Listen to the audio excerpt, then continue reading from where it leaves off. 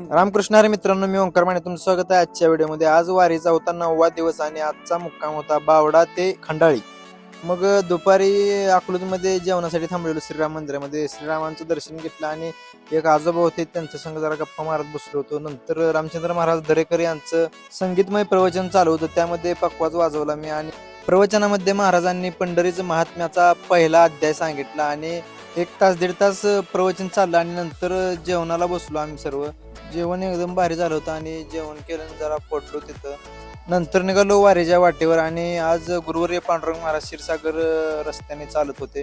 त्यांच्यासोबत रस्त्यामध्ये जसं खंडाळी जवळ जाईल तसं हरिपाठ चालू झाला. हरिपाठामध्ये सर्वजण आम्ही दंग होतो आणि वाटेमध्ये ठिकठिकाणी पाऊस चालू झाला. पावसात भिजलो जरा आणि नंतर मग खंडाळीत पोचलो.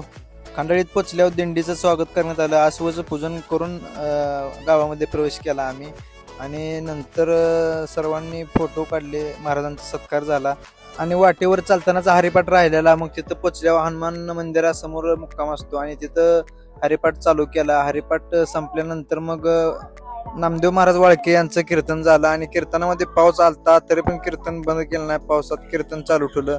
नंतर पाऊस उघडला, मग कीर्तन संपलं आणि आज खंडाळीमध्ये जेवणाची व्यवस्था दिंडीकडून नसते, तर खंडाळी ग्रामस्थांकडून वारकऱ्यांसाठी आपापल्या घरोघरी जेवणाची व्यवस्था केलेली असते.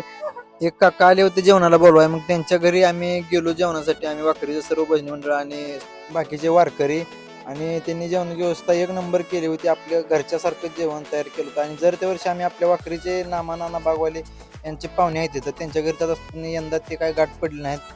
मग ह्यांच्यासोबत चालू जेवणाला. मग जेवण झाल्यानंतर आलो गाडीमध्ये आणि निवांत झोपलो. धन्यवाद.